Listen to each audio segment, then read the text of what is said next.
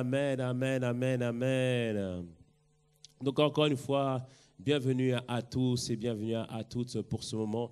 Nous sommes heureux de pouvoir passer ce temps du mot du pasteur tous ensemble dans un nouveau format, mais qui va nous permettre par la suite de pouvoir mettre à disposition les enseignements que nous recevons chaque midi, parce que plusieurs, vous m'avez témoigné que vous êtes bénis par ces enseignements, et dans ce cas-là, nous avons le désir de pouvoir les mettre à disposition. Donc à partir de bientôt, vous retrouverez les enseignements du mot du pasteur aussi sur la chaîne YouTube ICTV Sergi, afin que nous puissions réécouter, afin que nous puissions grandir avec cette parole. Et comme nous l'avons prié aujourd'hui, vraiment le désir de notre Seigneur dans cette saison, c'est que nous puissions grandir, évoluer, progresser. Et je te vois maintenant rentrer dans une saison de maturité dans le nom puissant de Jésus. Je vois notre Église rentrer dans une saison de maturité au nom puissant de Jésus. Amen. C'est ce que Dieu veut faire.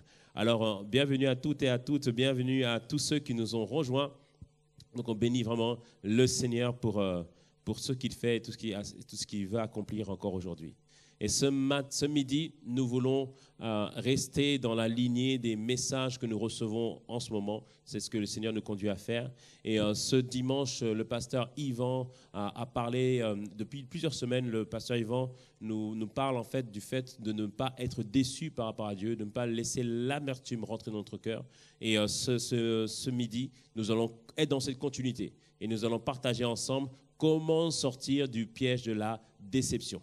Comment sortir du piège de la déception. C'est vrai qu'au dimanche, j'avais dit qu'on allait peut-être parler de la proclamation de la parole de Dieu, mais avant de proclamer la parole de Dieu, il faut que dans cette saison, que Dieu puisse nettoyer totalement ce qu'il y a en nous, afin que nous puissions recevoir ce qu'il veut pour nous. Amen. Et ce message va aussi nous préparer pour la veillée de prière Exode des cieux que nous aurons aujourd'hui, le vendredi 9 octobre, où Dieu va tout nettoyer, Dieu va purifier nos cœurs. Ainsi, à partir de ce jour, nous allons aller de gloire en gloire dans le nom puissant de Jésus. Amen. Alors que nous voulons, comme j'ai dit, nous voulons rester dans la lignée des messages que nous avons entendus ces derniers temps, le dimanche, et nous voulons voir ensemble comment sortir de la déception et comment faire en sorte que la lumière que nous sommes puisse briller et puisse éclairer. Il faut comprendre que la déception, qu'est-ce qu'on appelle la déception? Bien aimé, la déception, c'est un état ou un sentiment d'une personne qui est déçue ou qui est trompée. Et quand on parle de déception, on parle d'avoir subi des déboires, des déconvenus, des désappointements, des désenchantements, des désillusions, ou comme on peut dire, avoir une douche froide, avoir reçu une douche froide. C'est-à-dire qu'on a été déçu. Et on a expliqué au travers des messages que nous recevons le dimanche que nous pouvons tous être sujets à la déception. Lorsque quelque chose de fâcheux nous frappe, et quelque chose qui n'était pas attendu. Et pourtant, on sait que dans notre relation avec le Seigneur, on est correct, on avance avec Dieu, on prie, on est sérieux avec le Seigneur, mais il nous arrive des déconvenus. Et l'erreur, souvent, c'est de garder cela dans notre cœur, d'être déçu par rapport à Dieu et de faire preuve d'amertume. Et on a tendance même à faire le procès de Dieu, disant à Dieu, pourquoi cela m'arrive à moi? Amen. Et aussi, parfois, on a, comme l'a expliqué le pasteur Yvan, c'est que comme les disciples étaient dans la barque, l'eau a commencé à rentrer dans la barque. Et parfois, on dit au Seigneur, mais pourquoi tu laisses les tempêtes venir sur ma vie? Mais pourquoi tu laisses l'eau rentrer dans la barque? Pourquoi tu laisses ma vie être sur le point de couler? Et parfois, en fait, on regarde un peu Jésus, il est en train de dormir. On lui dit, mais Seigneur, mais pourquoi tu dors? Mais pourquoi tu n'interviens pas? Et aujourd'hui, on va voir ensemble qu'on ne doit pas se laisser aller à la déception, mais bien au contraire, Dieu veut nous montrer des clés et Dieu veut nous montrer qu'il va se manifester dans nos vies, dans le nom puissant de Jésus. Amen. Est-ce qu'il y a quelqu'un qui est prêt à sortir de la déception? Alors, bien aimé, si tu es prêt à sortir de la déception, dis-moi un bon Amen. Alléluia. On veut sortir de la dépression dans le nom de Jésus. Et pour étayer nos propos, nous allons prendre une parabole que Jésus a rencontrée dans la parole, dans plusieurs évangiles. Donc c'est la même parabole, mais avec plusieurs détails. Et ensuite, on va pouvoir prendre des points qui vont nous aider à progresser et à avancer. Donc nous, on lit d'abord la parole de Dieu en Matthieu 5, à partir du verset 12 jusqu'au verset 16. Ensuite, on prendra Luc 11, verset 33 à 36. Et ensuite, on passera à Marc 4, verset 21 à 25. Donc dans ces trois passages, vous allez voir qu'on parle du même concept, on parle de la même chose. On aurait pu prendre aussi Luc 8, mais on s'attachera seulement à Luc 11. Donc, Matthieu 5, versets 12 à 16. Il nous dit, « Réjouissez-vous et soyez dans l'allégresse, parce que votre récompense sera grande dans les cieux. Car c'est ainsi qu'on a persécuté les prophètes qui ont été avant vous. » Verset 13 de Matthieu 5. « Vous êtes le sel de la terre, mais si le sel perd sa saveur, avec quoi la lui rendront-on? Il ne sert plus qu'à être jeté dehors et foulé aux pieds par les hommes. » Verset 14. « Vous êtes la lumière du monde. Une ville située sur une montagne ne peut être cachée. Et on n'allume pas une lampe pour la mettre sous le boisseau, mais on la met sur le chandelier et elle éclaire tous ceux qui sont dans la maison. » Verset 16. « Que votre lumière luise ainsi devant les hommes, ainsi qu'ils voient vos bonnes œuvres et qu'ils glorifient votre Père qui est dans les cieux. » Et on dit Amen. Luc 11, versets 33 à 36 maintenant. Il dit, « Personne n'allume une lampe pour la mettre dans un lieu caché ou sous le boisseau, mais on la met sur le chandelier afin que ceux qui entrent voient la lumière. » Verset 34 de Luc 11, « Ton œil est la lampe de ton corps. Lorsque ton œil est en bon état, tout ton corps est éclairé. Mais lorsque ton œil est en mauvais état, tout ton corps est dans les ténèbres. Prends donc garde que la lumière qui est en toi ne soit ténèbres. Si donc tout ton corps est éclairé, n'ayant aucune partie dans les ténèbres, il sera entièrement éclairé comme lorsque la lampe t'éclaire de sa lumière. » Amen. Maintenant, Marc 4, versets 21-25. Il leur dit encore, « Apporte-t-on la lampe pour la mettre sur le boisseau ou sous le lit? N'est-ce pas pour la mettre sur le chandelier? Car il n'est rien de caché qui ne doit être découvert, rien de secret qui ne doit être mis au jour. Si quelqu'un a des oreilles pour entendre, qu'il entende. » Il leur dit encore, « Prenez garde à ce que vous entendez.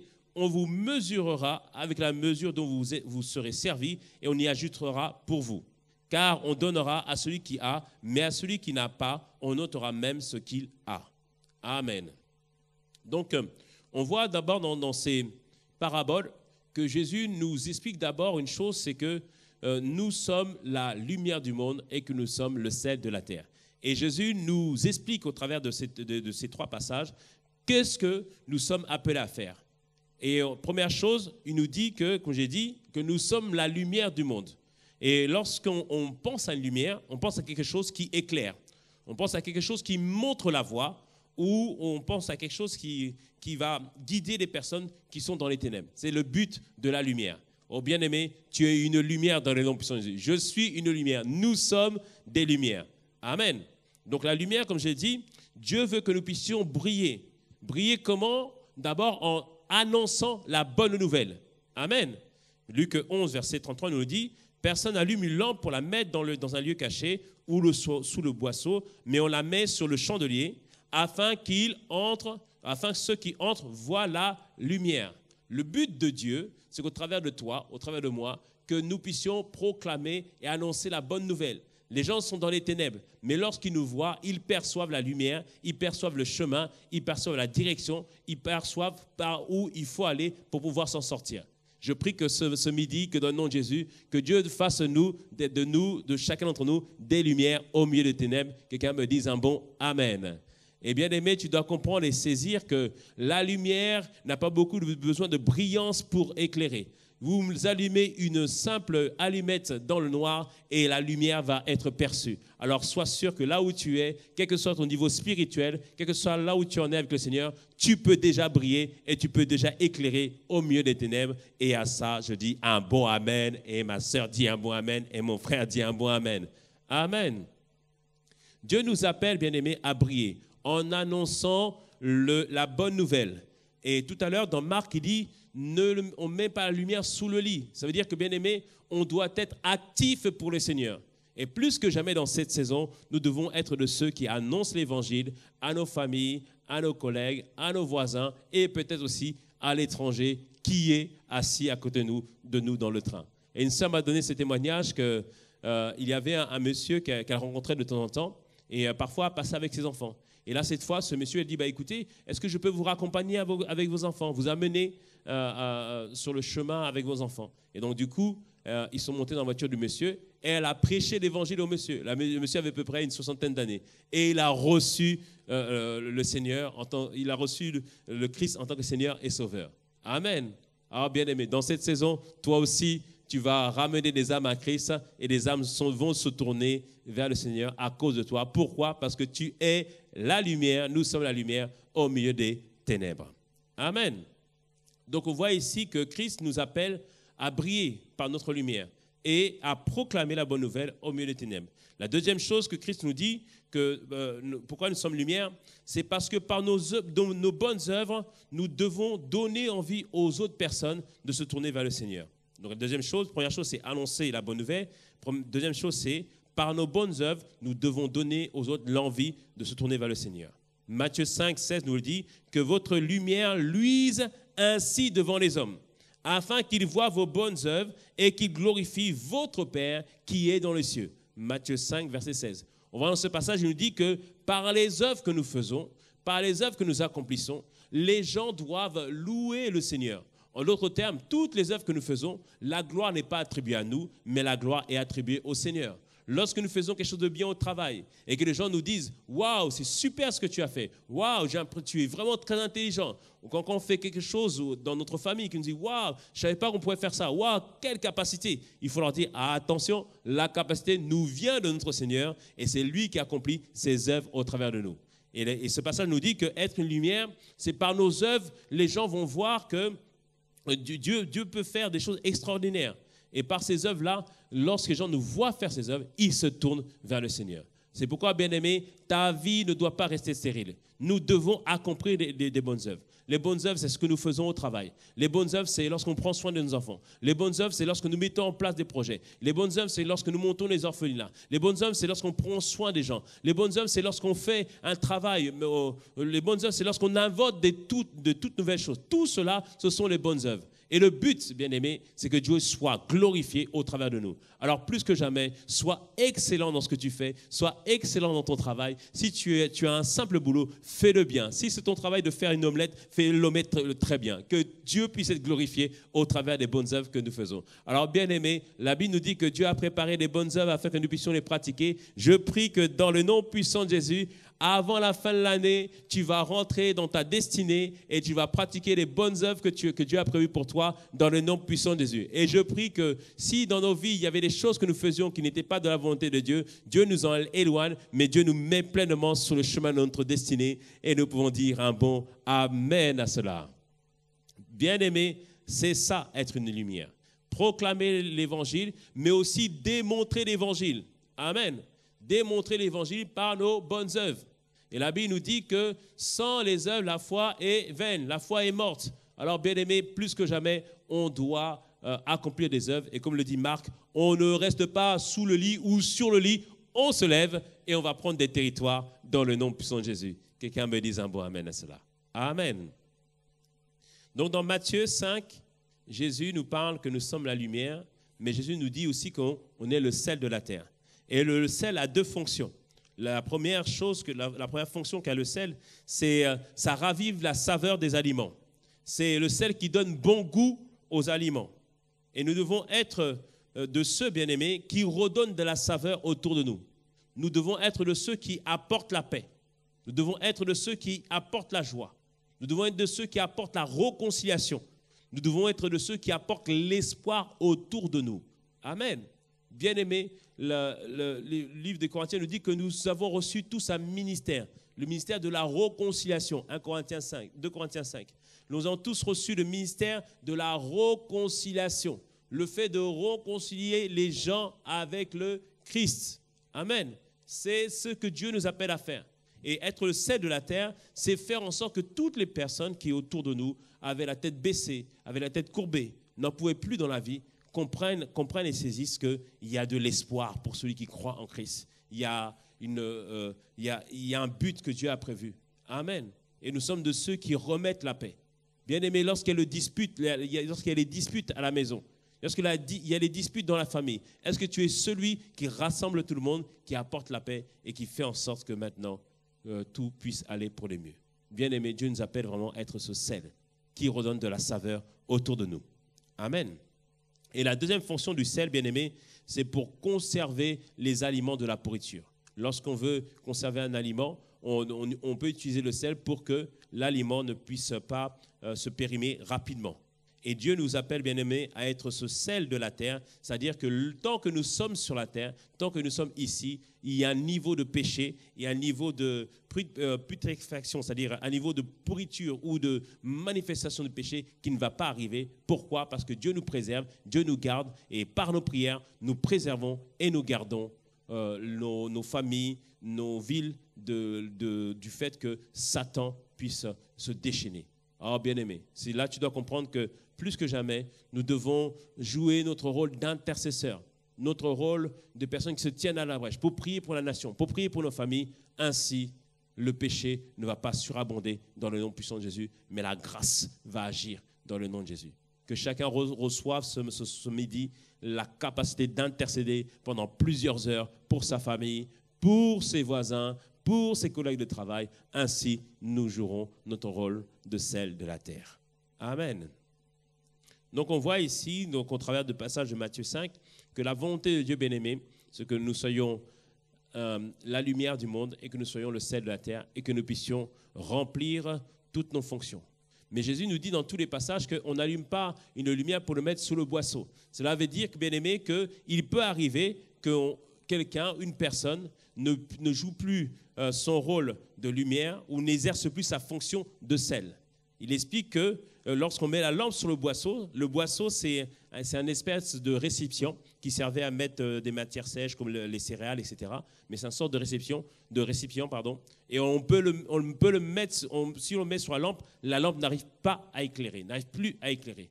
Donc dans ces passages, Jésus nous dit, vous êtes appelés à être la lumière du monde et le sel de la terre, mais il peut arriver des circonstances qui font qu'on n'arrive plus à briller. La première circonstance qui fait qu'on n'arrive plus à briller, c'est lorsque notre vision n'est pas claire, qu'on a une mauvaise perspective des choses. Il le dit ici, c'est je retrouve le passage, dans Luc 11, au verset 33, il dit « ton œil est la lampe de ton corps. Lorsque ton œil est en bon état, tout ton corps est éclairé, mais lorsque ton œil est en mauvais état, tout ton corps est dans les ténèbres. » Donc il dit ici que celui qui n'a pas une vision claire, une perspective juste des choses, peut être affecté. Lorsqu'il parle de ton œil, il nous parle de la vision, notre manière de voir les choses. Est-ce que nous avons la bonne perspective des choses? Est-ce que nous avons une bonne lecture des choses? Et le pasteur Yvan l'a précisé dans son message lorsqu'il dit, dans son message qui dit tu as été déçu de Dieu, mais est-ce que c'est lui l'auteur de la situation? Est-ce que c'est lui qui a mené la situation? Est-ce que c'est lui qui a mené le fait que la tempête puisse se manifester dans notre vie? Et parfois, on a une mauvaise lecture des choses. Si on attribue à Dieu la responsabilité ou la faute de ce qui nous arrive, comme il l'a dit le passage de Luc 11, dans ce cas-là, on est déçu de Dieu. On se retire de notre relation avec le Seigneur. Et Jésus nous dit, faites attention, ayons une claire vision des choses, une claire perspective des choses. Amen. Et parfois, en fait, il y a des choses qui nous arrivent, on l'attribue à Dieu. On dit, mais Seigneur, pourquoi cela nous arrive? Alors que des fois, ce n'est pas lui l'auteur. Et pasteur Yvan a dit qu'il y a 3 sources d'épreuves. La première source, c'est quand Satan se déchaîne sur nous. Et dans ces cas-là, quand Satan se déchaîne sur nous, on ne doit pas se plaindre, mais on doit se lever dans l'intercession et prier, déclarer, annoncer, publier, proclamer ce que Jésus va faire dans notre vie. Amen. Dans ce cas-là, on ne doit pas se plaindre. Alors, bien-aimé, est-ce que tu as une claire vision des choses aujourd'hui? Est-ce que tu crois que Dieu va te laisser tel que tu es? Est-ce que tu n'as pas compris que Dieu est avec toi au milieu de cette tempête? Amen. Donc, il dit ici, ayons une claire vision des choses. Car si on n'a pas une claire vision de la situation, qu'est-ce qui va se passer? On est déçu de Dieu. Et dans ce cas-là, notre lumière ne brille plus comme auparavant ou comme elle devait être. Comprends bien ceci, mon frère. Comprends bien ceci, ma sœur, que la déception met sur nous un voile qui empêche notre lumière de briller comme il faut. Amen. Quand on a une mauvaise perspective des choses, une mauvaise vision de la chose, Dieu, au travers de son serviteur, nous a dit aussi qu'une épreuve peut être due à nos propres choix ou à nos mauvais choix. C'est-à-dire que nous-mêmes, on s'est mis dans les problèmes. Dans ces cas-là, on ne doit pas se plaindre. Dans ce cas-là, on ne doit pas regarder à Dieu, mais on doit regarder à Dieu, mais avec une attitude de repentance. Demander pardon à Dieu, courber le dos, supporter, et on finira par sortir de l'épreuve. Oh, je prie que dans cette saison, que nous puissions tous sortir de l'épreuve dans le nom de Jésus. Et Dieu a déclaré sur nos vies qu'on rattrape les années perdues, alors que la grâce nous soit accordée de rattraper les années perdues, les années de désert que nous-mêmes on a causées, les années de tribulation que nous-mêmes on a causées, les années de difficultés que nous-mêmes on a causées. Ah non, bien-aimé, on sort de là. Que quelqu'un me dise un bon amen. Alléluia. Oh, bien-aimé, tu peux l'écrire, je sors de là au nom de Jésus. Amen. C'est pour ça qu'au début, on a prié pour la maturité. Oh, bien-aimé, je soupire moi-même pour la maturité et tu dois soupirer pour la même chose. Amen. Et on a aussi les épreuves qui sont dues à Dieu. Et le but d'une épreuve de Dieu, ce n'est pas de nous faire mourir, mais c'est de nous faire progresser, nous faire aller de l'avant, nous faire le rentrer dans une autre dimension. Il dit, je t'ai mis dans le désert afin de voir les dispositions de ton cœur, afin de voir est-ce que tu allais obéir à mes commandements ou pas. Parfois, Dieu permet qu'une épreuve vienne juste pour voir, pour valider que nous nous attachons à sa parole, pour valider que nous progressons et que nous allons de l'avant. Mais dans toutes ces choses, bien-aimés, tu dois faire en sorte que la déception ne puisse pas envahir ton cœur, car sinon, tu seras comme voilé, ta lumière sera comme voilée. Mais à la fin de ce moment de partage, nous allons tous sortir de cela dans le nom puissant de Jésus, et les voiles qui nous empêchaient de briller vont se déchirer au nom de Jésus. Amen. Amen. Mais aussi, ne pas avoir une claire perspective des choses, c'est aussi s'attacher à des choses auxquelles on ne devrait pas s'attacher. Parfois, on est tellement attaché aux choses terrestres qu'on oublie qu'il y a une éternité qui nous attend. Jésus nous le dit en Matthieu 5, donc la première partie de Matthieu 5, verset 12, il dit « Réjouissez-vous et soyez dans l'allégresse, parce que votre récompense sera grande dans les cieux, car c'est ainsi qu'on a persécuté les prophètes qui ont été avant vous. » Il disait ici, ayez une claire vision des choses. Votre vie ne se termine pas là. Nous aurons une récompense dans les cieux, bien-aimés. C'est-à-dire que peu importe ce que je vis ici, persécution, je dois tenir. Difficulté, je dois tenir. Pourquoi? Parce que ces choses-là sont passagères, elles ne sont pas éternelles, mais nous devons regarder à chaque fois notre Dieu. Et parfois, on est tellement attaché à des choses sur la terre, on est déçu parce qu'on n'a pas obtenu le travail. Bien aimé, le travail ne va pas te suivre dans l'éternité. Quelqu'un me dise un bon amen. On est déçu parce qu'on n'est pas marié. Bien aimé, le mariage ne te suit pas pour l'éternité. Quelqu'un me dise un bon amen. On est déçu parce qu'on n'a pas des enfants. Les enfants ne te suivent pas pour l'éternité. Bien aimé, dis-moi un bon amen. On est déçu parce qu'on n'a pas eu une promotion. Oh, bien aimé, tout ça ne te suit pas pour l'éternité. On est déçu parce qu'on n'a pas eu telle ou telle chose. Toutes ces choses ne nous suivent pas pour l'éternité. Alléluia. Amen. Donc il faut vraiment comprendre, bien-aimé, il faut qu'on ait une bonne perspective des choses. Il dit, si ton œil est en mauvais état, tout ton corps est en mauvais état.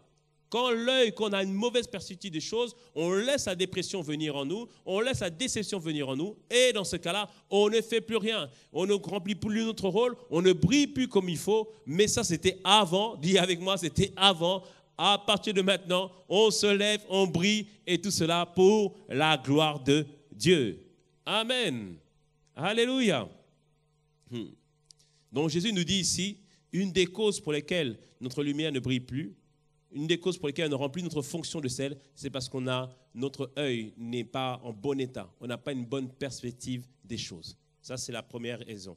Et une autre raison pour laquelle il dit notre œil est en mauvais état, il nous dit, c'est à cause de la mesure dont vous êtes servis.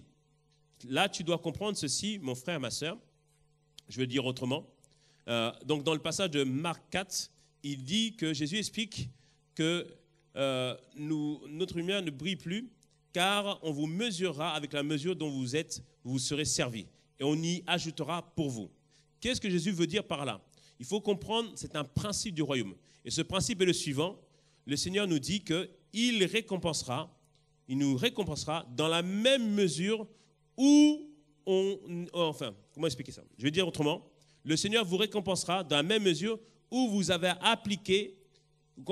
appliqué à écouter et à pratiquer sa parole et à le servir. Je répète, Dieu va nous récompenser dans le fait qu'on a obéi à sa parole, on a pratiqué sa parole et on a continué à le servir malgré ce que nous voyons et malgré ce que nous expérimentons. Amen. La Bible nous dit ceci en 2 Rois 4, à partir du verset 14 à 17. Elle nous parle d'une femme qui était dans une ville qui s'appelait Sunem. Cette femme, elle voyait le prophète Élisée passer et qui venait de manière régulière dans cette ville. Et elle a parlé à son mari. Elle dit à son mari, on voit que l'homme passe souvent dans la ville. Faisons-lui, donc au début elle l'a invité dans sa maison pour qu'il puisse manger, donc en gros elle a pris soin de l'homme de Dieu, et après elle a dit à son mari, écoute, faisons une chambre haute pour l'homme de Dieu, c'est-à-dire faisons-lui une place dans notre maison, comme ça à chaque fois qu'il passe, il a un endroit où il peut poser sa tête, un endroit où il peut prendre du temps, se mettre en retraite, en retrait. Donc on voit cette femme, en fait, elle avait le désir en fait, de servir Dieu, et elle le servait en servant l'homme de Dieu, en faisant du bien à l'homme de Dieu. Et à un moment donné, le temps passant, plusieurs fois, Élisée est venu. Élisée s'adressait à son serviteur Géasi. Il dit, mais qu'est-ce qu'on peut faire pour la dame? Et il a parlé à la dame, il dit, mais est-ce que tu veux que je parle de toi au roi? Elle dit, non, non, c'est bon, je n'ai pas besoin de ça, j'ai déjà les accès, il n'y a pas de souci. Et après, Élisée a parlé à son serviteur Géasi, il dit, mais qu'est-ce qu'on peut faire pour elle? Vous savez, ça c'est ce que Dieu, ça c'est une image du cœur de Dieu qui veut faire du bien à celui qui lui fait du bien. Amen. Donc peu importe ce que tu vis, continue à faire du bien à Dieu. J'aime ce que dit pasteur Yves une fois, il a dit que c'est faire des guili-guili à Dieu. Lorsqu'on adore Dieu, on fait des guili-guili. Mais quand on lui fait du bien, lorsqu'on sert dans son œuvre, lorsqu'on fait ce qu'il nous demande de faire, on est en train de faire des guili-guili. Et là, Dieu veut en retour, nous faire du bien. C'est ça qu'il dit, on vous mesurera à la mesure où vous êtes servi. C'est-à-dire qu'on vous récompensera en fonction de ce que vous avez fait. Et cette femme, elle avait fait du bien à Élisée. Et donc, Élisée n'était pas tranquille. Il n'était pas tranquille. Il voulait faire du bien à la femme. Amen. Et sachez, bien-aimés, que Dieu n'est pas tranquille aujourd'hui. Ah non, non, bien-aimé, Dieu n'est pas tranquille. Il cherche, il veut te faire du bien. Il n'est pas tranquille. Parce que tu lui as fait du bien, il n'est pas tranquille. Je ne sais pas pour toi, mais je sais que Dieu n'est pas tranquille vis-à-vis de moi. Il va nous faire du bien. Amen. Et on voit que, donc Élisée pose à Géasi, mais qu'est-ce qu'on peut faire pour elle? Et Géasi, il dit, mais depuis qu'on est là, je n'ai pas entendu des cris d'enfants. Et à ce moment-là, Élisée va voir la femme et elle lui dit ceci, en 2 Rois 4 au verset 2 Rois 4, verset 14, on va prendre une partie verset 14, et il dit, que faire pour elle? Géasi répondit, donc le serviteur d'Élisée, mais elle n'a point de fils et son mari est vieux. Et il dit, appelle-la. Géasi l'appela et elle se présenta à la porte, la femme. Élisée lui dit, à cette même époque, parole prophétique, à cette même époque, l'année prochaine, tu embrasseras un fils. Et là, à ce moment-là, elle dit, non. Aïe, aïe, aïe, aïe, aïe. Elle n'a pas dit amen, elle a dit non. Mais pourquoi elle a dit non? Elle dit, mon Seigneur, homme de Dieu, ne trompe pas ta servante. Qu'est-ce qu'elle dit par là? Elle dit, bien-aimé, qu'en fait, elle avait plusieurs fois espéré. Plusieurs fois, s'était attendu à Dieu. Et là, on lui donne une parole, elle dit, non, je ne veux pas être déçue à nouveau. Et comme on voit que son mari était vieux, ça veut dire, bien-aimé, année après année, elle avait été déçue. Amen. Elle avait expérimenté la déception. Peut-être qu'elle avait reçu déjà une parole auparavant, mais elle était déçue. Elle avait cru certainement à des paroles, mais elle avait été déçue. Elle avait eu des déconvenues. Elle avait eu des douches froides, comme on l'avait dit. Mais dans son attitude, on voit que ces déceptions ne l'ont pas empêché de faire du bien à l'homme de Dieu. C'est-à-dire de continuer à servir Dieu, de donner tout son cœur à l'œuvre de Dieu. Bien-aimé, peu importe les déceptions que tu as eues, peu importe les douches froides que tu as eues, tu dois toujours continuer à servir le Seigneur. Tu dois toujours continuer à servir le Seigneur parce qu'on te mesurera à la manière dont tu t'es servi, à la manière dont tu t'es comporté, à la manière dont toi tu as réagi à la situation. Et cette femme a dit, je ne laisserai point la déception m'envahir. Non, non, non, non, non, non. Je vais continuer à servir Dieu, je vais continuer à m'attendre à lui, je vais continuer à donner le meilleur. Mais quand la parole est venue, elle a eu du mal à accepter la parole. Mais gloire soit rendue à Dieu, elle a accepté la parole. Et au verset 17, la Bible nous dit que cette femme devint enceinte et elle enfanta un fils à la même époque, l'année suivante, comme Élisée lui avait dit. Et je proclame dans le nom de Jésus que toutes les paroles prophétiques que tu as reçues au fond de ton cœur, auxquelles tu t'es attaché, toi qui as continué à servir Dieu, malgré les douches froides, malgré les déconvenues, malgré les désenchantements, oh bien-aimé, on te mesurera à la mesure dont tu t'es servi, c'est-à-dire à la manière dont tu as continué à servir Dieu. Amen. Amen. Est-ce qu'on comprend, bien-aimé, ce que Dieu est en train de nous dire? Notre lumière peut être empêchée de briller. Mais pour continuer à briller, il faut que nous puissions être décidés à faire en sorte que nous allons continuer à servir Dieu. Alors, comment on sort de la dépression? Comme on l'a dit ici, continue à servir Dieu. Ton attitude est importante. Continue à le servir. Continue à manifester les bonnes œuvres. Continue à proclamer la bonne nouvelle. Continue, bien-aimé. Continue. Alléluia. Même si tu n'as pas vu, continue à proclamer que Dieu est capable. Même si tu n'as pas touché encore, continue à proclamer que Dieu est capable. Dieu va accomplir sa parole. Dieu va réaliser sa parole dans le nom puissant de Jésus. Une fois, je vous ai parlé de William Seymour dans les années 1800. William Seymour, pendant plus d'une année et demie, il a prêché sur le baptême du Saint-Esprit, accompagné du parler en langue. Et pendant toute cette année et demie, il ne parlait pas en langue. Il n'avait pas expérimenté le baptême du Saint-Esprit, mais il avait foi. Il était décidé à vivre cela. Et je peux te dire qu'il s'attendait à vivre ça peut-être le premier mois, déçu, deuxième mois, déçu, troisième mois, déçu, ainsi de suite. Mais au temps marqué par Dieu, le Saint-Esprit est venu sur lui et il a parlé en langue. Dieu a confirmé sa parole parce que son serviteur s'est attaché à la parole. Il a proclamé la parole. Il a fait en sorte que tu puisses donner le meilleur et Dieu l'a baptisé du Saint-Esprit. Alors, bien-aimé, Dieu te récompensera à la mesure où tu t'es servi. Oh, ce soir, ce midi, je proclame dans le nom de Jésus pour tous les serviteurs fidèles, pour tous ceux qui se donnent, pour tous ceux qui ont sacrifié du temps, qui ont sacrifié des trésors, qui ont sacrifié leur talent. Je proclame dans le nom de Jésus que Dieu vous récompense à la mesure dont vous vous êtes servi dans le nom puissant de Jésus. Que quelqu'un me dise un bon amen à cela au nom de Jésus. Amen. Oh, bien-aimé, continuez à servir Dieu. Pendant ce temps de pandémie et de confinement, plusieurs se sont retrouvés face à eux-mêmes, puisqu'il n'y a eu plus d'église. Et certains ont pris des mauvaises décisions.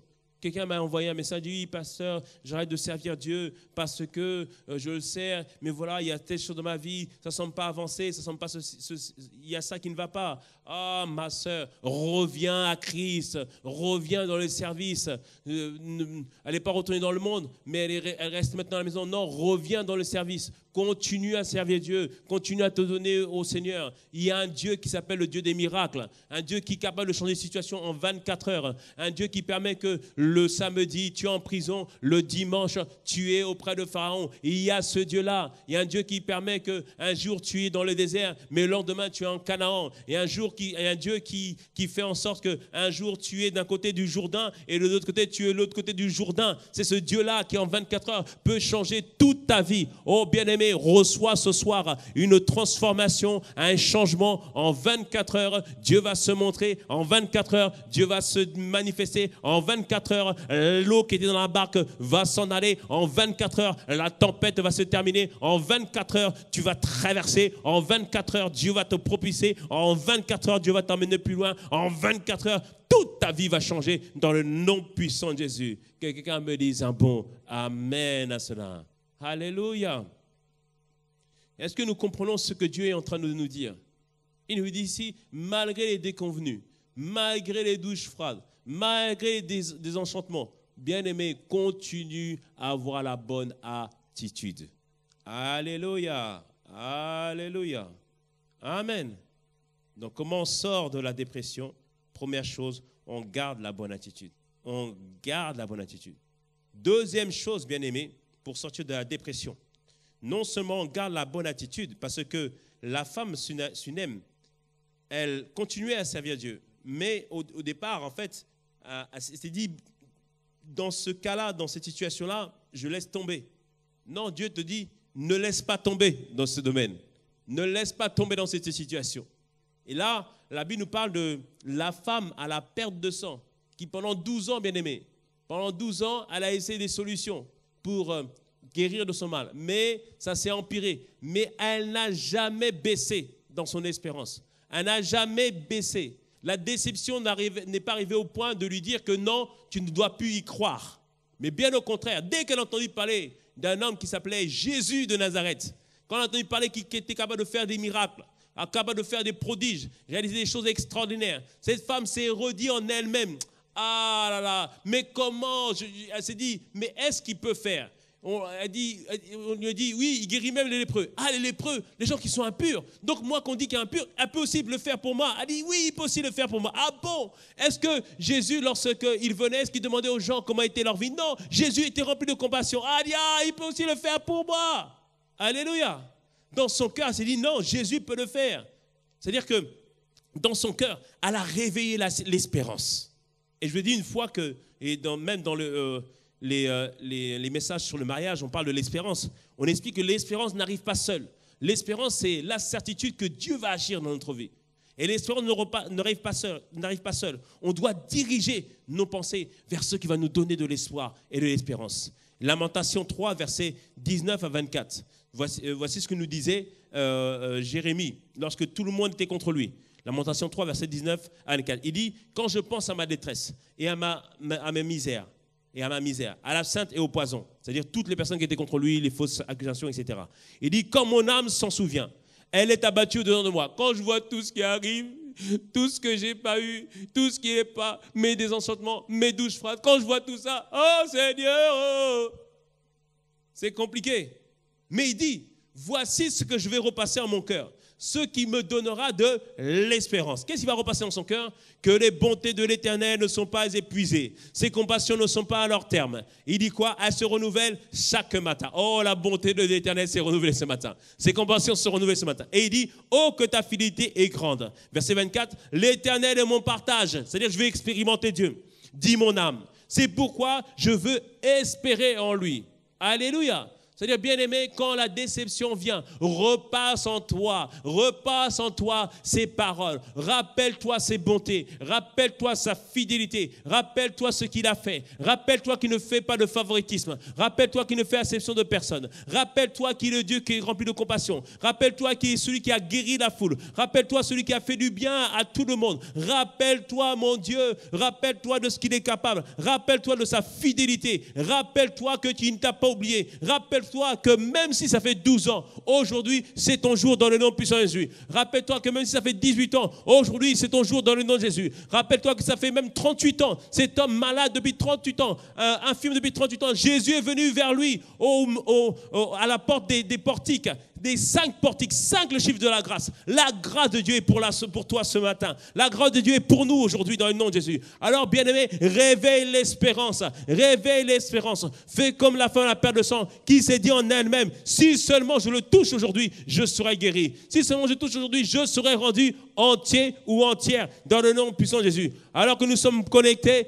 Jésus est là aujourd'hui. Reçois ce soir, reçois maintenant, reçois en cet instant la capacité que toute ta vie soit rendue entière dans le nom puissant de Jésus. Toute ta vie soit rendue entière dans le nom puissant de Jésus. Est-ce que c'est une petite tribulation? Dieu étend sa main aujourd'hui dans le nom puissant de Jésus. Est-ce que c'est un soupir du cœur depuis des années? Dieu étend sa main dans le nom puissant de Jésus. Oh bien-aimé, ranime l'espérance aujourd'hui dans le nom puissant de Jésus. Oh Père, nous te remercions, notre Dieu, toi qui ranimes notre espérance. Nous ne laissons pas la déception nous envahir, nous ne laissons pas les tribulations nous envahir, nous ne laissons pas la douche froide nous refroidir. Oh non Père, tu ranimes un feu en nous, tu ranimes un désir en nous, tu ranimes une passion en nous. Oh Père, nous parlerons à ces montagnes, nous parlerons à ces situations, car aujourd'hui nous réalisons, nous repassons notre cœur. Non, les bontés de l'Éternel ne sont pas épuisées, non, ses compassions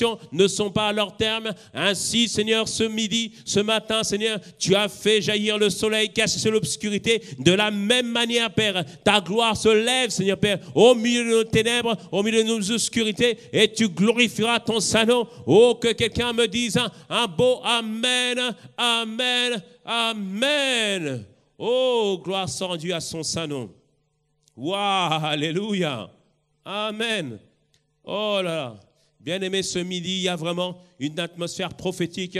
Je ne sais pas pour toi, mais moi, je reçois les paroles que Dieu est en train de nous enseigner ce midi. Amen. C'est pour ça, bien-aimé, tu dois muscler ta foi. Tu dois muscler ta foi. Tu dois avoir la mentalité d'une personne qui est inébranlable dans sa foi. Cette femme a musclé sa foi. Peu importe, ça faisait 12 ans, mais elle dit, ah non, je sais que mon Dieu m'aime, je sais que mon Dieu ne m'a pas créé comme ça, je sais qu'il va agir. Elle a musclé sa foi, et d'année en année, peu importe les déconvenus, peu importe les désenchantements, elle a musclé sa foi, elle a été déterminée dans le nom puissant de Jésus. Revenons sur la femme de Sunem, la femme de Sunem en 2 Rois 4.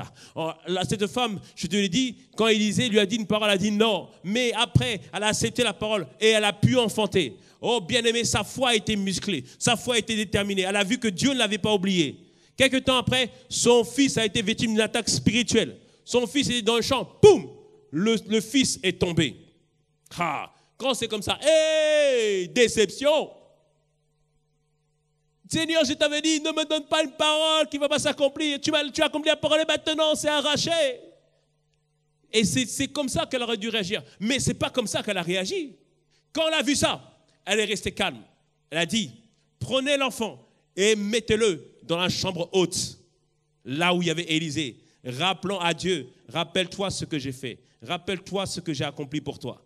Et elle a pris maintenant son âne pour aller voir le prophète. Et son mari, lui a dit, elle a rencontré son mari. Et son mari lui dit, mais tu vas où? Elle dit, je vais voir le prophète. Il dit, mais c'est bizarre, ce n'est pas la période pour voir le prophète. Il a dit, est-ce que tout va bien? Elle dit, oui, tout va bien. Les gens l'ont rencontré, ils disent, mais où tu vas? Je vais voir le prophète. Il dit, qu'est-ce qui se passe? Elle dit, tout va bien. Dieu lui avait donné un mental inébranlable dans la foi, bien-aimé. Dieu lui avait donné un mental inébranlable. Malgré la situation, bien-aimé, son fils était mort.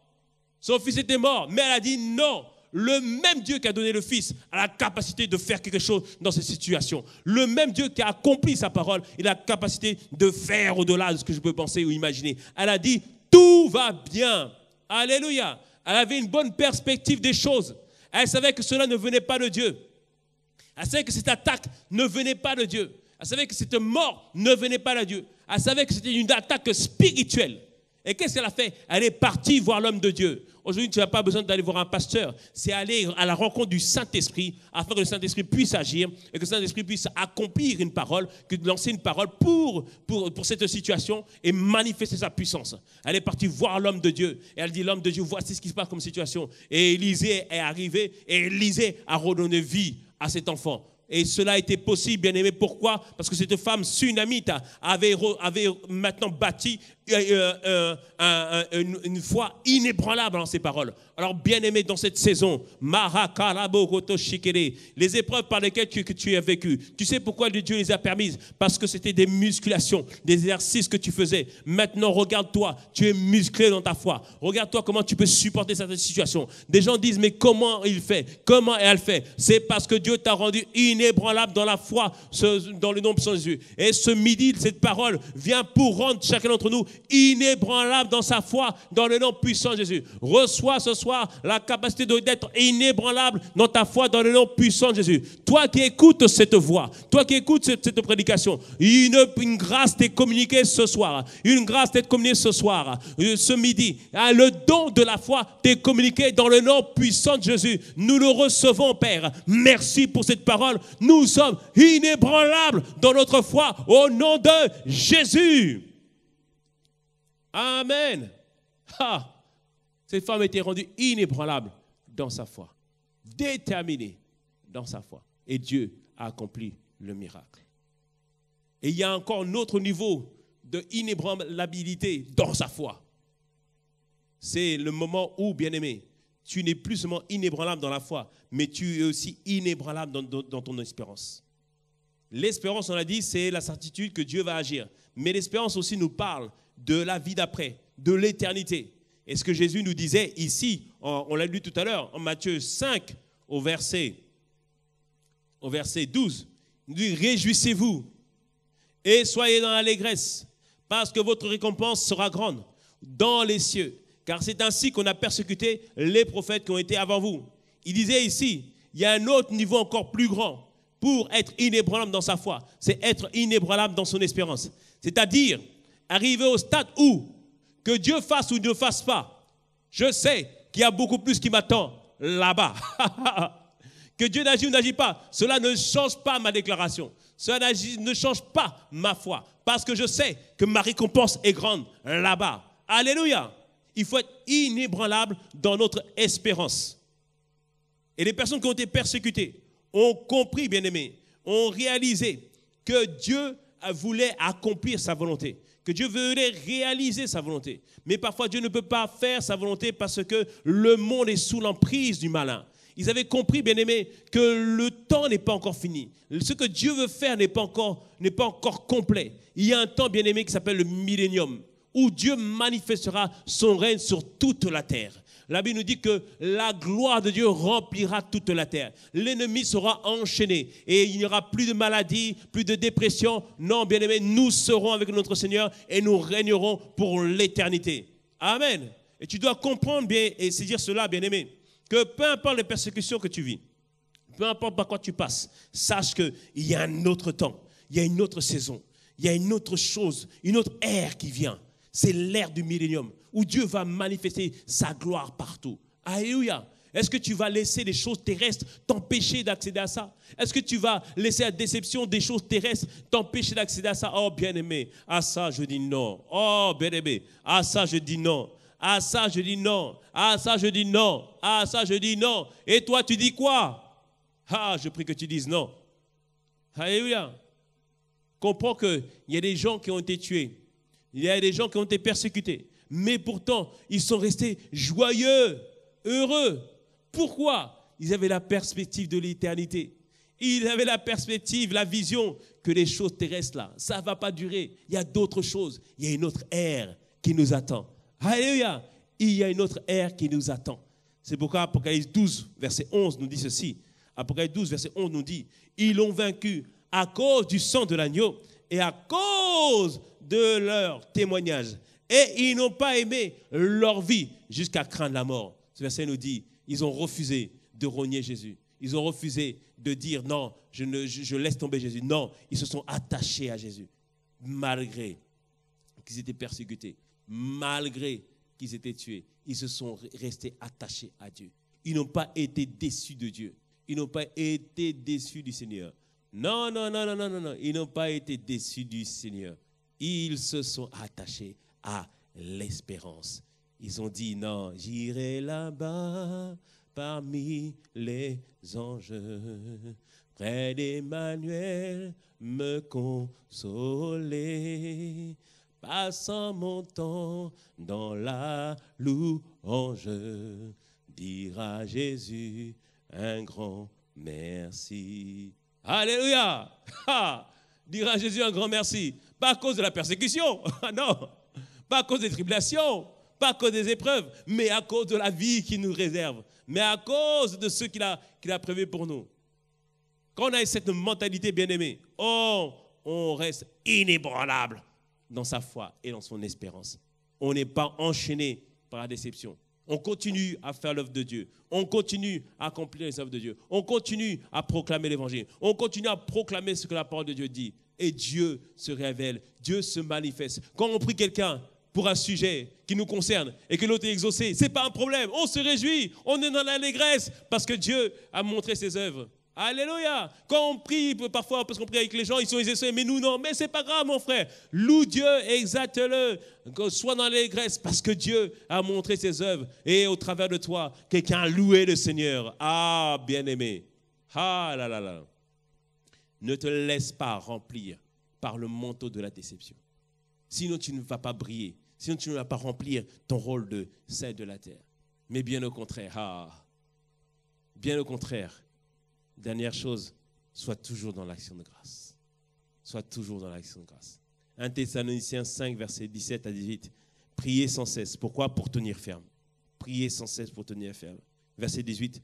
Rendez grâce en toutes choses, car c'est à votre égard la volonté de Dieu en Jésus-Christ.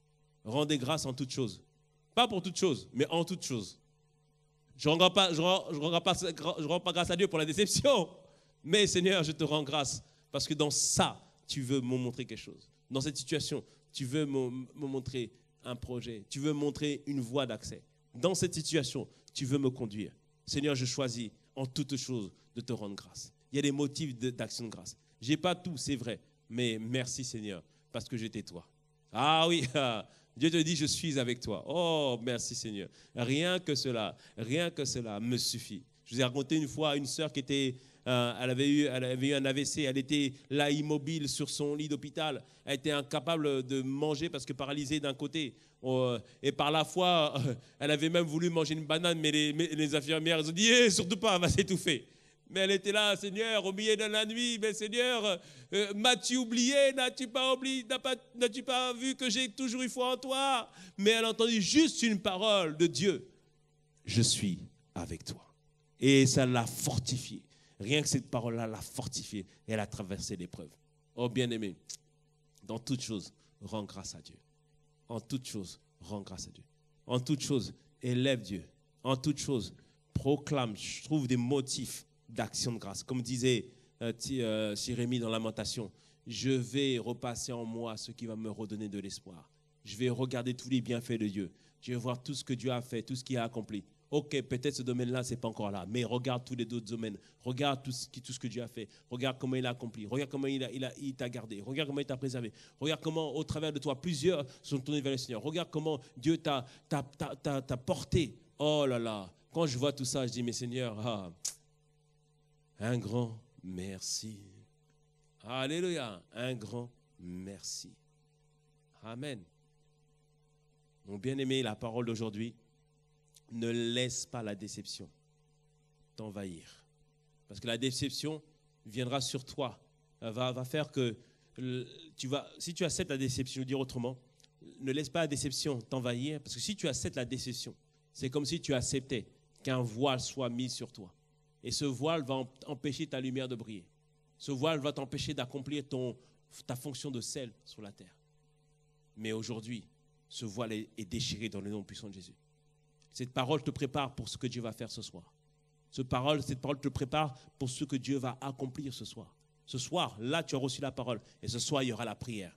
Que ce soit la déception, que ce soit l'amertume, que ce soit toutes ces choses qui bloquaient, nous empêchaient Dieu de se manifester dans notre vie. Ah, bien-aimé, ce soir, ça saute dans le nom puissant de Jésus. Ce soir, ça saute dans le nom de Jésus. Ce soir, le voile est déchiré. Ce soir, toute forme de bouchon qui nous empêchait de briller à la gloire de Dieu, qui nous empêchait, vous savez, il nous dit que des fleuves d'eau vive vont sortir de notre sein. Mais s'il y a un bouchon qui empêche les fleuves d'eau vive de sortir, ça ne sort pas. Mais ce bouchon va sauter dans le nom puissant de Jésus. Oh, bien-aimé, aujourd'hui, c'est aujourd'hui. Aujourd'hui, c'est aujourd'hui. Tout part, comme nous dit notre sœur Claire. Tout part ce soir. Tout part. Amen. Ah, bien-aimé, il n'y aura plus de limites à la brillance, à ta brillance, à ta clarté. Il n'y aura plus de limites ce soir dans le nom de Jésus. Oh, bien-aimé, j'espère que tu reçois cette parole. J'espère que tu reçois cette parole. Parce que là, tout ce que je dis, je n'avais pas prévu de le dire comme ça, mais Dieu nous a porté. C'est poussé par le Saint-Esprit, poussé par l'Esprit que nous avons proclamé, prophétisé, annoncé. Et moi, je crois en cette parole qui est annoncée ce midi. Elle sera confirmée ce soir au travers de la bouche de son serviteur. On peut vraiment s'attendre à Dieu. Est-ce qu'on peut vraiment acclamer notre Dieu? Alléluia, Seigneur. Oh, merci, Seigneur. Oh, merci, Seigneur. Merci, notre Dieu. Oh, on va chanter ce chant qui dit gloire, gloire, gloire à l'agneau. Nous disons gloire, oh oui, gloire, gloire à l'agneau,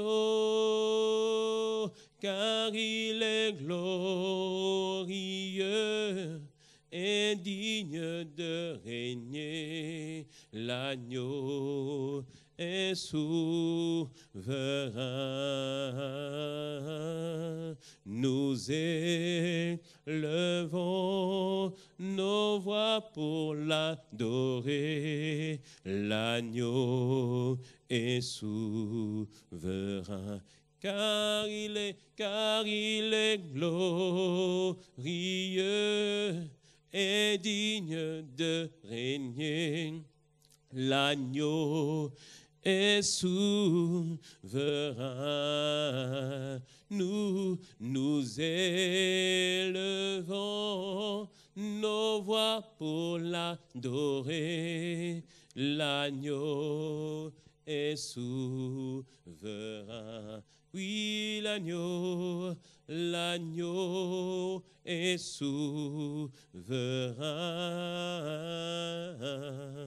L'agneau est souverain. L'agneau de Dieu, l'agneau est souverain. Oh, l'agneau est souverain. Oh bien-aimés, rendons grâce à Dieu. Rendons grâce à notre Seigneur, car il est souverain et il va manifester sa gloire, il va manifester sa bonté, il va manifester sa fidélité dans notre vie. Oh, prenons le temps de lui rendre à lui seul toutes nos actions de grâce. Prenons le temps simplement de lui dire merci, lui qui nous a donné de passer ce temps, ce moment, qui a envoyé cette parole. Oh Père, merci, parce que cette parole, Seigneur, une parole, Seigneur, qui est venue vraiment nous toucher, qui est venue vraiment nous parler, qui est venue vraiment nous instruire. Et nous avons l'assurance, Seigneur Père, ce midi, car assurément, Seigneur notre Dieu, tu as la capacité d'accomplir, tu as la capacité, Seigneur, de pouvoir réaliser, de manifester tout ce que toi tu dis, Seigneur. Père, merci, Seigneur, parce que tu as enlevé, Seigneur, ce voile, Seigneur Père, de la déception, Seigneur. Tu as envoyé ce voile, Seigneur Père, que l'ennemi, que nous avions laissé, Seigneur Père, rentrer en nous et qui avait, Seigneur Père, qui nous avait recouvert, Seigneur, nous empêchons de briller, Seigneur, et de remplir notre fonction de celle de la terre. Mais aujourd'hui, Seigneur Père, c'est aujourd'hui. Aujourd'hui, c'est le jour du repos. Aujourd'hui, c'est le moment, Seigneur, où tu fais irruption dans notre vie. Seigneur, tu es dans la barque, tu étais endormi. Mais Seigneur, nous n'avions pas compris comment te réveiller. Et Père, au travers de ce moment, nous réalisons, Seigneur Père, que Seigneur, par notre attitude, que Seigneur, par notre façon de voir les choses, que nous réalisons, Seigneur Père, pleinement, que nous pouvons tout changer, Seigneur. Alors merci Seigneur pour tout ce que tu fais, tout ce que tu as accompli. Merci pour tout ce que toi tu réalises Seigneur ce midi. Merci encore parce que Seigneur ton nom Seigneur sera glorifié dans notre vie Seigneur. Merci Seigneur pour tout ce que toi tu fais et tout ce que toi tu réalises Seigneur. Merci notre Dieu. Nous allons prier et nous allons demander que Dieu puisse agir au milieu du désert des longues attentes. Plusieurs, nous avons des longues attentes, des choses pour lesquelles nous soupirons pour Dieu depuis plusieurs années, certains depuis plusieurs décennies. Mais la main de Dieu aujourd'hui va être étendue dans le nom puissant de Jésus. De la même manière qu'il est parti vers cet homme à la piscine de Bethesda en Jean 5. Bethesda, c'est la miséricorde de Dieu, la grâce de Dieu va se manifester. Cet homme était à côté d'une porte où il y avait les 5 portiques, 5 poteaux, 5 portiques étaient là, 6 chiffres de la grâce. Oh, la grâce et la miséricorde sera trouvée dans le nom puissant de Jésus. Élevons la voix et demandons que la grâce et la miséricorde de Dieu puissent se manifester dans nos vies. Oh Père, étends ta main de grâce, Seigneur. Toi, tu es le Dieu, Seigneur, qui agit même dans le désert des longues attentes, Seigneur. Alors Père, nous voulons te recommander toutes choses entre tes mains. Nous recommandons nos vies, nous recommandons, Seigneur, chacun d'entre nous, Seigneur, nous te recommandons, Seigneur, tout ce que toi, tu veux faire, tout ce que toi, tu veux réaliser, Seigneur. Merci, parce que nous avons l'assurance, Seigneur, que tu as la capacité de faire, d'accomplir, de réaliser, de manifester tout ce que tu as dit, tout ce que tu as proclamé, Seigneur. Aujourd'hui, Seigneur Père, tu as redonné, Seigneur Père, à quelqu'un, Seigneur, la pleine conviction que tu as la capacité de faire. Et tu as donné aussi la conviction que même si tu ne fais pas, oh Père, ton nom soit béni. Même si tu ne réalises pas, que ton nom soit béni, Seigneur. Merci parce que nous serons inébranlables, Seigneur Père, dans notre foi, inébranlables, Seigneur Père, dans notre espérance, Seigneur. Assurément, tout ce que toi tu as fait, Seigneur, tout ce que toi tu as accompli aujourd'hui, merci pour la parole que tu as lancée, merci pour la parole qui a été prononcée, merci pour la parole qui a été déclarée. Et nous pouvons dire un bon Amen, Amen, Amen, Amen, Amen. Alors, en résumé, mon frère, ma sœur, en résumé, Dieu nous dit ce matin comment sortir du piège de la déception. La déception, on l'a dit, c'est un état, un sentiment qui peut venir sur une personne, dans le cœur d'une personne, lorsqu'il y a des déboires, lorsqu'il y a des déconvenus, lorsqu'il y a un désappointement, lorsqu'il y a un désenchantement ou une désillusion ou une douche froide. Et si on laisse cet état venir dans notre cœur, alors on permet à un voile de venir dans notre vie qui nous empêche d'accomplir notre fonction de sel de la terre et de manifester notre rôle de lumière ici-bas sur la terre. Et pour sortir de cet état, nous avons compris que notre attitude est importante. Donc nous devons continuer à garder la bonne attitude, continuer à servir Dieu, continuer à croire en Dieu. Et aussi, nous devons ranimer notre espérance, c'est-à-dire croire en lui, même dans les choses qui tardent depuis longtemps. On doit repasser en nous ce qui nous donnera de l'espérance. Et on a expliqué aussi que Dieu fasse, que Dieu ne fasse pas. Il y a une autre éternité qui nous attend. Et on doit être inébranlable dans notre espérance. Et pour y arriver, continuer à être toujours dans l'action de grâce, continuer à rendre grâce en toutes choses. Oh, merci Seigneur pour ta grâce et ta bonté et ta fidélité. Merci Seigneur pour cette parole. Et nous pouvons dire un bon Amen à cela. Alléluia. Amen, amen, amen, amen. Waouh, waouh, quelle parole. Quelle parole. Merci Seigneur. Waouh. Ah, bien aimé. Même moi, ça m'a fait du bien. Aïe, aïe, aïe, aïe. Ah, le prédicateur bien aimé n'est qu'un porte-parole de Dieu. Même moi, cette parole m'a reboosté. Ah, ce soir, tout part pour moi. Ce soir, tout part. Tout part. Alléluia. Plus de déception.